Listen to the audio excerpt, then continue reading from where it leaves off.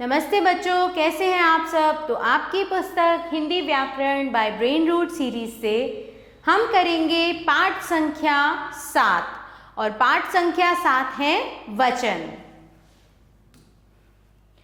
निम्नलिखित को ध्यान से देखो और पढ़ो। देख लिया आपने?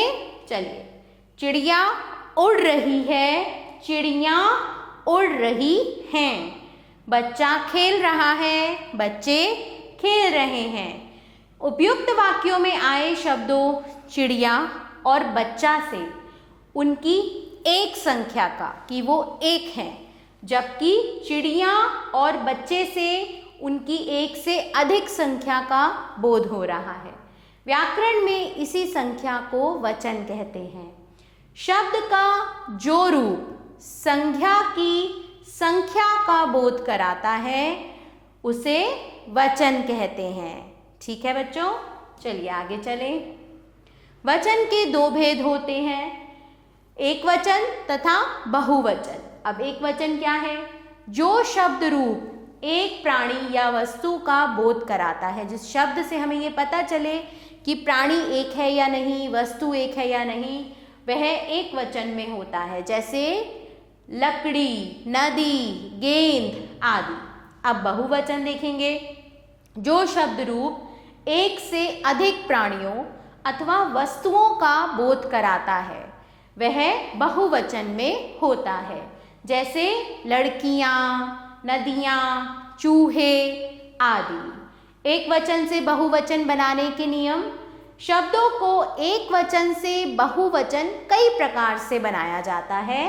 चलिए देखेंगे नियम। पुल्लिंग शब्द के अंतिम आ के स्थान पर ए की मात्रा लगाकर, अगर आ की मात्रा है तो उसे हम ए में लगाकर बहुवचन बना देंगे। जैसे लड़का, लड़के, बेटा, बेटे, केला, केले, पंखा, पंखे।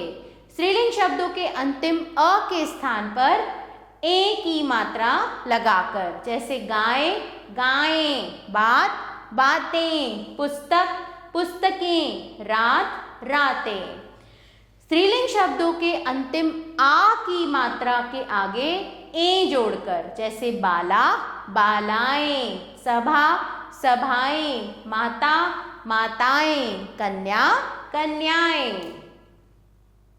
स्त्रीलिंग शब्दों के अंतिम ई की मात्रा के आगे या लगाकर, रीति, रीतियां, तिथि, तिथियां, विधि, विधियां, मणि, मणियां।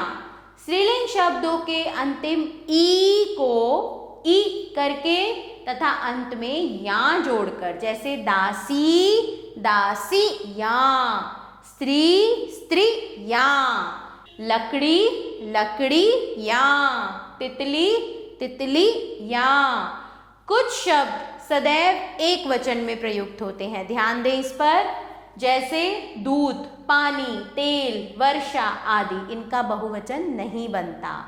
कुछ शब्द जैसे हस्ताक्षर, प्राण, दर्शन, केश, लोग, समाचार आदि सदैव बहुवचन में ही प्रयुक्त होते हैं। उदाहरण, आपके हस्ताक्षर कितने सुंदर हैं, डर के मारे उसके प्राण निकल गए।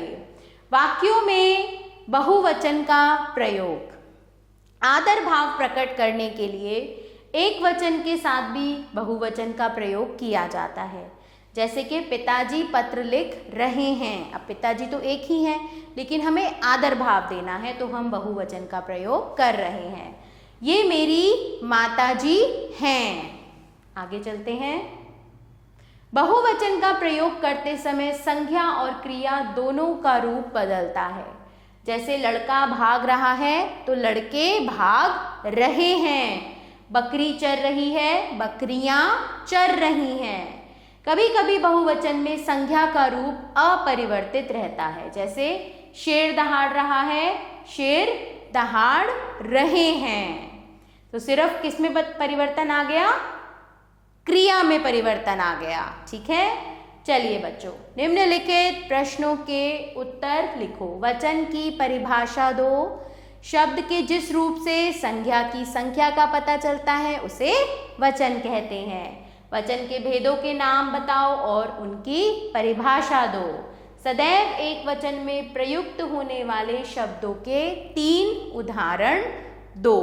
तो आपको ये प्रश्नों के उत्तर पाठ के आधार पर बच्चों स्वयं देने हैं। प्रश्न संख्या 2 देखेंगे। निम्नलिखित शब्दों के बहुवचन रूप लिखो। चाल, चालें, पंक्ति, पंक्तियां, गाय, गाय, तितली, तितलियां, माता, माताएं, शीशा, शीशे, चिड़िया, चिड़ियां, नारी, नारियां। उपयुक्त शब्द की सहायता से रिक्त स्थानों की पूर्ति करो। दौड़ रहा था, तो क्या आएगा? घोड़ा दौड़ रहा था। उड़ रही थी, चिड़िया उड़ रही थी। कल मेरी बहन आई थी, हमने कल मेला देखा। रंगीन छपे शब्दों के वचन बदलकर वाक्य पुनः लिखो। मछली तैरती है, मछली का बहुवचन हो जाएगा मछलियाँ। मछलियाँ तैरती हैं। यहाँ की सड़कें चौड़ी हैं, यहाँ की सड़क चौड़ी है। ये दोनों वाक्य बच्चों आप स्वयं पुनः लिखेंगे। तो आपने सभी नियमों को अच्छे से याद करना है और एक वचन बहुवचन को भी अच्छे से याद करना है। आभार। मिलते हैं नए पाठ के साथ।